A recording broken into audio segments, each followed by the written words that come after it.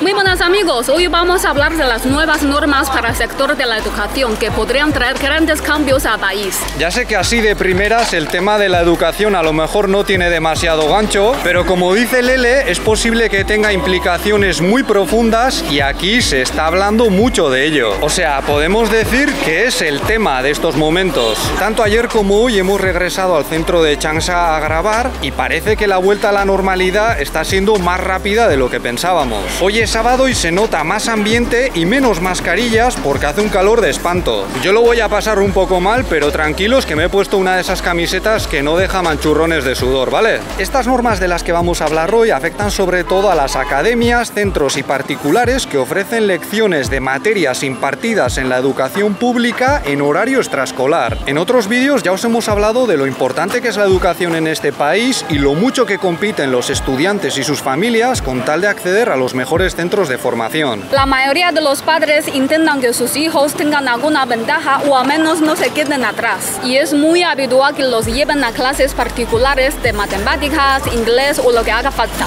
Y diréis, bueno, en mi país es igual, ya, pero aquí la cosa está a otro nivel. Y los chavales invierten en ello muchas horas que podrían ser de tiempo libre, incluidos fines de semana y vacaciones. Esto ocurre sobre todo en la educación primaria y a comienzos de la secundaria, porque cuando llega el periodo de preparación para los exámenes de acceso a las universidades, se pegan prácticamente todo el día en el instituto sin apenas tiempo para otras cosas. Para que veáis hasta qué punto llega la situación, en China hay zonas y ciudades en las que los niveles de miopía están entre los más altos del mundo. Y según algunos expertos, esto se debe a la cantidad de horas que pasan frente a los libros y sin recibir suficiente luz del exterior. Ya sabemos que el caso de Lele no demuestra nada, pero durante la secundaria tuvo una experiencia similar y también tiene algo de miopía. Sus padres no, tienen una vista muy buena los dos. Se tiene que poner las gafas para conducir y yo ya hace mucho que no le llamo la atención sobre cosas que estén un poco lejos porque no ve tres en un burro.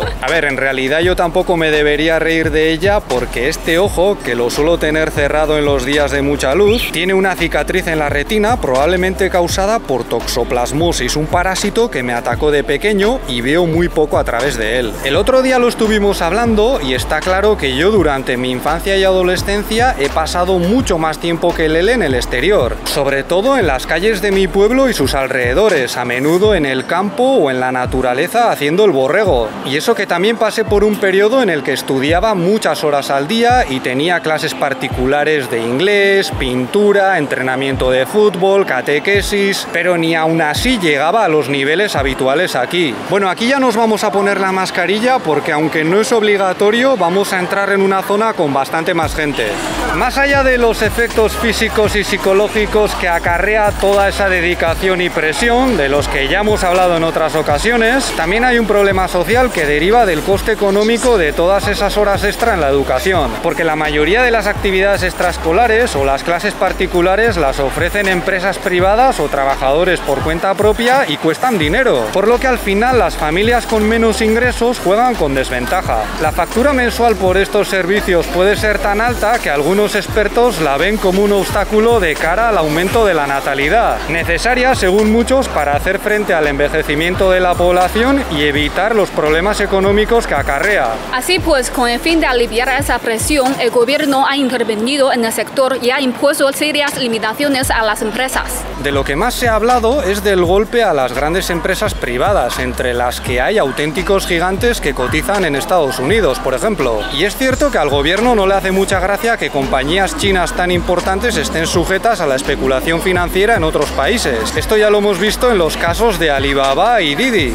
Algunos también han sugerido que lo que busca el Partido Comunista de China con estas medidas es tener un mayor control de la educación en su conjunto y evitar que las empresas privadas inculquen ideas que les perjudiquen. Pero a nosotros nos parece que esto suena un poco peliculero, la verdad. Yo conozco un poco este sector, tanto en China como en España, y creo que las clases clases particulares de inglés o de refuerzo para chavales de hasta 15 años difícilmente van a dar lugar a grandes cambios políticos y mucho menos una revolución. Pero hay una cosa que muchos desde fuera han pasado por alto y que a nosotros nos parece bastante más interesante y problemática, porque parte de los profesores que trabajan en el sector privado son de la educación pública. O sea, son gente que mete horas extra fuera de los centros porque lo necesitan, porque quieren ganar más dinero o porque les encanta la enseñanza. Puede haber muchas razones, pero nosotros sabemos muy bien que algunos de esos docentes ofrecen clases particulares a sus propios estudiantes de las escuelas o institutos públicos donde trabajan.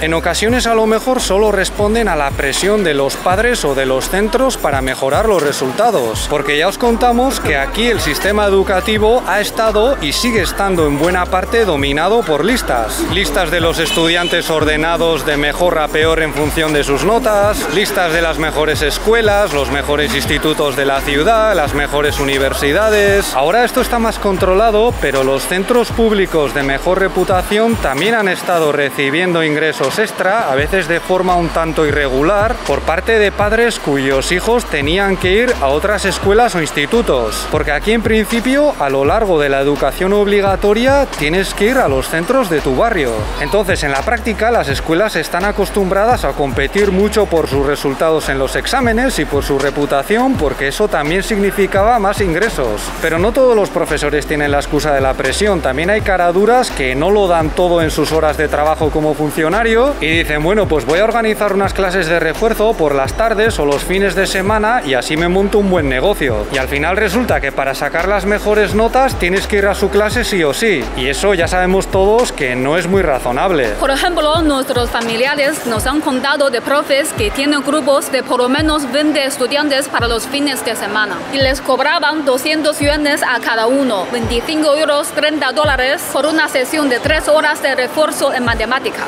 Pues al final son 800 yuanes al mes, que en el pueblo de Lele puede suponer una cuarta parte del salario. Y el profe se saca 16.000 yuanes, que son unos 2.100 euros, casi 2.500 dólares, aparte de su salario, que no suele ser tan alto, aunque está muy bien en comparación con el de muchos trabajadores. A ver, trabajar por tu cuenta en tu tiempo libre es una cosa, pero montarte el negocio a costa de tus estudiantes de la educación pública plantea muchas cuestiones. Y además es una forma de enquistar la desigualdad en el sistema, porque con esos precios en muchos sitios habrá familias que no se lo puedan permitir o andarán muy justos. Es más, esta situación está muy extendida por todos los niveles de la educación, incluidas las universidades, y yo misma la he vivido. Cuando estaba haciendo el máster, los alumnos sabíamos que teníamos que ir a las clases privadas de los profesores para tener mejores resultados, y no eran nada baratas. Esto ocurrió hace casi 10 años y Lele y yo ya nos conocíamos. A mí me dio mucha rabia cuando me contó que tenía que pagar 40 euros la hora a sus profesores de la universidad por clases privadas. Para mí eso era inimaginable, aunque también había compañeros de su clase que se quejaban. Entonces, si el gobierno quiere evitar que ocurran este tipo de cosas, tendrá que valorar seriamente la posibilidad de aumentar el salario de los profesores de la educación pública, porque si se limitan a prohibirles este tipo de actividades, podría dispararse el malestar dentro de una parte muy importante del funcionariado. Nosotros creemos que esta es una de las claves más complejas y delicadas de la nueva normativa, y sabemos que las cosas no van a cambiar radicalmente de la noche a la mañana, pero ya estamos viendo que asoma un nuevo panorama y muchos de nuestros conocidos nos están contando que han dejado de enviar a sus hijos a clases particulares porque los profes ya no las imparten. Ahora mismo hay 9 ciudades donde se está poniendo a prueba todo esto de forma oficial, pero se está extendiendo rápidamente, y en esos lugares tanto los profesores particulares como las academias privadas no pueden ofrecer clases más allá de las 8:30, 9 de la noche. Antes estaban fácil hasta las 10, y tampoco pueden trabajar los fines de semana o las vacaciones. Y también han prohibido que los profesores manden deberes a los padres, porque aquí tampoco es raro que tengan que corregir las tareas de sus hijos. Por ejemplo, suelen tener grupos de WeChat, el WhatsApp chino, y les van diciendo tenéis que hacer esto y lo otro. E igual que hemos comentado antes, hay familias que a lo mejor no tienen tiempo o conocimientos, porque yo mismo reconozco que dentro de no muchos años lo pasaría mal con las tareas de matemáticas de Baby.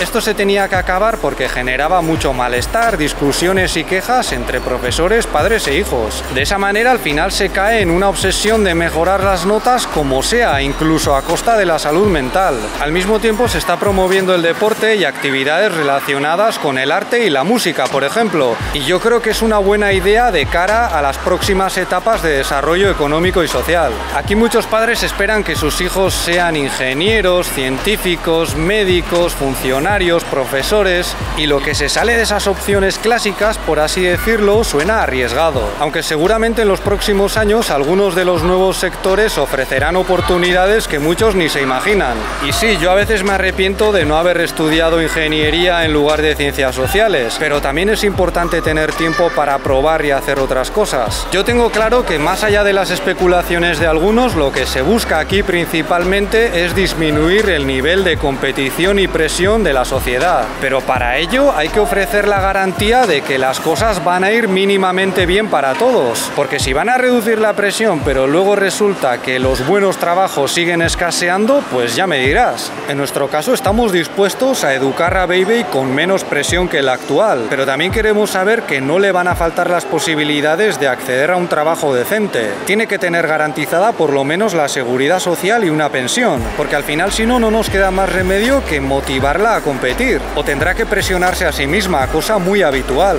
Y ahí es precisamente donde entran en juego las nuevas políticas para que las grandes empresas contribuyan más al bienestar de la sociedad, sobre todo al de los más necesitados, aunque de eso hablaremos en otro vídeo. Eso es todo por nuestra parte. Si este vídeo os ha parecido interesante, podéis darle un me gusta, suscribiros o irnos con Patreon, donde tenéis más contenido, como secretos y mis clases de mandarín. Muchas gracias por vuestra atención y hasta la próxima. ¡Hasta luego!